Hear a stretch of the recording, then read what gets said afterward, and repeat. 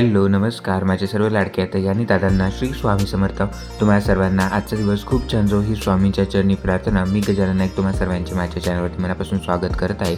तर आजच्या व्हिडिओमध्ये मी तुमच्यासोबत शेअर करणार आहे की आपण मार्गशीर्ष गुरुवारची जी पूजा आहे तर ती मांडणी कशा प्रकारे उचलावी किंवा आपण कोणते उपाय असे करू शकतो जेणेकरून जी महालक्ष्मी देवीची कृपा आहे तर ती आपल्या घरावरती नेहमी राहो। तर व्हिडिओच्या माध्यमातून तुम्ही माझ्या चॅनलवरती नवीन आले असाल तर चॅनलला सबस्क्राईब करून कमेंटमध्ये श्री स्वामी समर्थ नक्की लिहा।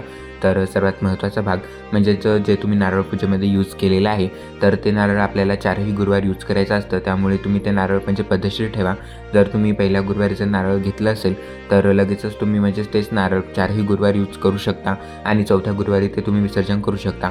त्यानंतर दुसरा प्रश्न म्हणजे जे आपण पूजेमध्ये तांदूळ यूज करतो तर ते तांदूळ देखील आपल्याला 4ही गुरुवार तेच यूज करायचे आहेत आणि त्यानंतर मग ते आपण म्हणजेच पक्ष्यांना किंवा तुम्ही निर्माल्यामध्ये देखील टाकू शकता, नाहीतर वाहत्या पाण्यामध्ये देखील सोडून देऊ शकता। आणि जे काही पूजेचं साहित्य आहे म्हणजे जे फुलं पानं असतात तर ते आपण पूजेसाठी लगेच दुसऱ्या दिवशी वाहत्या पाण्यामध्ये विसर्जन करू शकतो। आणि तुम्हाला एक सांगायचं म्हणजे जे आपण कलशाला म्हणजेच डाळे लावतो म्हणजेच कलशामध्ये जे आपण डाळे लावत असतो म्हणजेच तुम्हाला माहिती असेल तर मार्गशीर्ष गुरुवारमध्ये आपण जे कलशाला पानं लावत असतो तर वेगवेगळ्या झाडांची 5 पानं असतात तर ती देखील त्याचा देखील एक उपाय आहे। म्हणजेच आपली पूजा मांडणी झाली त्यानंतर आपण पूजा करायची आणि दुसऱ्या दिवशी जेव्हा आपण शुक्रवारी पूजा उचलतो तर तेव्हा जे 5 आपण पानं किंवा जे 5 डाळे तुम्ही पूजेमध्ये यूज केलेले आहेत तर ते तुम्ही घराच्या म्हणजे तुमच्या 4ही दिशेला 4 ठेवायचे आहेत आणि त्यानंतर मग तुम्ही त्यांचं विसर्जन करू शकता। तर हा म्हणजे एक उपाय आहे तर जो म्हणजेच आपल्या महालक्ष्मी देवीला आपल्या घराकडे आकर्षित करतो। तर तुम्ही हा उपाय नक्की करून बघा।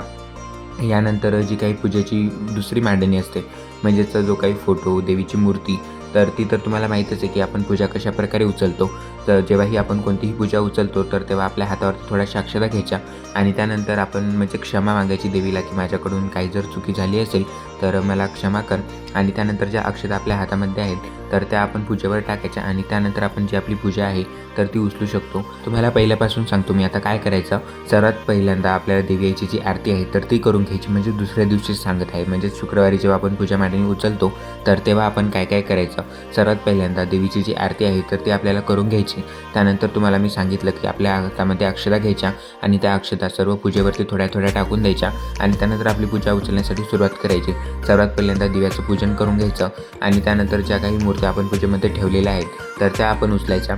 यानंतर जो कलश आहे तर तो आपण उचलायचा आहे आणि कलशाचं जे पाणी आहे तर ते तुम्ही तुळशीमध्ये टाकू शकता आणि कलशामध्ये जो आपण 1 रुपया 1 सुपारी टाकलेली असते तर ती तुम्ही 4ही गुरुवार यूज करू शकता आणि जर तुम्हाला हवं असेल तर तुम्ही ते तसेच ठेवू शकता, नाहीतर त्याचं देखील तुम्ही चौथ्या गुरुवारनंतर म्हणजे जेव्हा आपण गुरुवार मार्गशीर्ष गुरुवारचे उद्यापन करतो त्यानंतर तुम्ही ते वाहत्या पाण्यामध्ये सोडून देऊ शकता। आणि जे आपण म्हणजेच ओटीचं सामान असतं तर कोणी कोणी म्हणजेच पहिल्या गुरुवारी देखील ओटी भरतं, त्यानंतर दुसरा तिसरा चौथा अशा प्रकारे देखील ओटी भरतं देवीची। नाहीतर आपण म्हणजेच जेव्हा उद्यापन करतो तर तेव्हा देखील देवीची ओटी भरू शकतो, तर तेव्हा देखील तुम्ही म्हणजे देवीची ओटी भरू शकता। तर जे ओटीचं सामान आहे तर तुम्ही एका स्त्रीला देऊ शकता किंवा जर तुम्हाला शक्य नसेल तर तुम्ही ते म्हणजेच असं देखील ठेवू शकता म्हणजे देवघरामध्ये आणि नंतर पूजेच्या वेळेस म्हणजे दुसऱ्या पूजेच्या वेळेस देखील ते तुम्ही साहित्य यूज करू शकता पूजेमध्ये। आणि यानंतर म्हणजेच तुम्हाला माहिती असेल की मी पूजेमध्ये कवड्या देखील ठेवल्या होत्या, म्हणजे जे गोमती चक्र कवड्या ह्या देखील आपण आपल्या देवघरामध्ये देखील नंतर ठेवू शकतो। म्हणजेच तुम्ही कवड्या तांदळाच्या प्लेटमध्ये ठेवू शकता। आपल्याला काय करायचं एक म्हणजे प्लेट घ्यायची, त्यामध्ये आपल्याला तांदूळ ठेवायचे आणि त्यामध्ये आपण 5-7 अशा प्रकारे कवड्या ठेवू शकतो, कारण कवड्यांची सेवा केल्याने देखील महालक्ष्मीची जी कृपा आहे तर ती आपल्या घरावर नेहमी राहते आणि माता लक्ष्मी खूप प्रसन्न होते जेव्हा आपण कवड्यांची सेवा करतो। त्यामुळे जर तुमच्या घरामध्ये म्हणजे तुम्ही जर देवघरामध्ये कवड्या ठेवल्या नसतील तर तुम्ही आत्तापासून देखील सुरू करू शकता कवड्या तुमच्या देवघरामध्ये ठेवण्यासाठी। एकदम साधी आणि सोपी पद्धत आहे। एका प्लेटमध्ये आपल्याला तांदूळ घ्यायचे आहेत आणि त्यामध्ये 5-7 अशा प्रकारे कवड्या ठेवायच्या आहेत आणि त्यांची आपण दररोज पूजा करायची आहे। त्याचबरोबर जर तुम्ही शंख तुमच्या देवघरामध्ये ठेवला नसेल तर आता मार्गशीर्ष महिन्यामध्ये तुम्ही शंखाची देखील स्थापना तुमच्या घरामध्ये करू शकता, म्हणजे देवघरामध्ये करू शकता। त्याचबरोबर तुम्ही बघत असाल तर जे गोमती चक्र आणि जे कमळगट्टे मी ते पूजेमध्ये ठेवले होते तर हे देखील नंतर लाल वस्त्रामध्ये तुम्ही बांधून अशा प्रकारे म्हणजे देवघरामध्ये एका कोपऱ्याला ठेवू शकता आणि जेव्हाही तुम्ही महालक्ष्मी देवीची सेवा करता तर ते तुम्ही सेवेमध्ये पुन्हा त्यांचा यूज करू शकता। जी फळं आहेत तर ती आपण देखील खाऊ शकतो किंवा घरातल्यांना प्रसाद म्हणून देखील देऊ शकतो। त्याचबरोबर जे डेकोरेशनची फुलं होते तर हे देखील तुम्ही निर्माल्यामध्ये टाकायचे आहेत। अशा प्रकारे जी पूजा मांडणी आहे तर ती तुम्ही उचलू शकता।